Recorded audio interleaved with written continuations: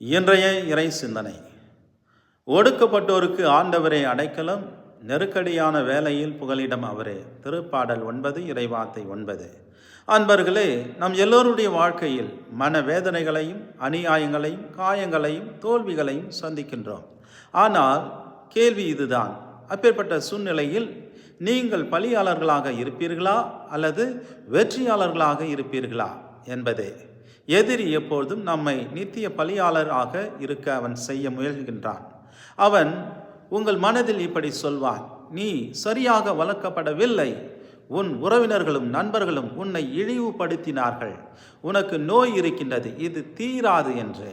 நீ உன் அன்புக்குரியவர்களை இழந்துவிட்டாய், இனி உனக்கு யாரும் இல்லை என்று இந்த எதிர்மறை எண்ணங்களை எல்லாம் உள்ளத்தில் தூண்டுவான். இதனால் நீங்கள் வழியிலேயே சிக்கிக்கொள்வீர்கள். இதனால் நீங்கள் பலியாளர்களாக இருப்பீர்கள். வெற்றியாளராக இருப்பது உங்கள் சிந்தனையிலே தொடங்குகின்றது. நீங்கள் வெற்றியாளர்களாக இருக்க வேண்டுமானால் எதிரி உங்களை தோற்கடிக்க அனுமதிக்காதீர்கள். தேவனை உங்கள் அடைக்கலமாகவும் அரணுமாகவும் ஆக்குங்கள்.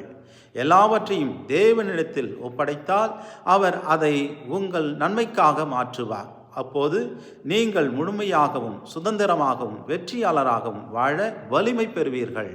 நீங்கள் செல்ல முடியாத உயரத்துக்கு தேவன் உங்களை வாழ்க்கையில் மேலே கொண்டு செல்வார் என்பதை நம்புங்கள், நம்பி ஜெபியுங்கள். எங்கள் விண்ணக தந்தையே, இக்கட்டான காலங்களில் நீர் எங்கள் அடைக்கலமாகவும் அரணுமாகவும் இருப்பதற்காக உமக்கு நன்றி அப்பா. நாங்கள் சூழ்நிலைகள் பலியாளர்கள் அல்ல, மாறாக வெற்றியாளர்கள் என்பதையும் நீர் எல்லாவற்றையும் எங்கள் நன்மைக்காகவே மாற்றுவீர் என்பதை அறிந்து சமாதானத்தில் நிலைத்திருக்க எங்கள் ஆண்டவர் இயேசு கிறிஸ்துவின் திருப்பெயரில் உம்மை பார்த்து ஜெபிக்கின்றோம். ஜெபம் கேளும் எங்கள் நல்ல பிதாவே. ஆமென், ஆமென்.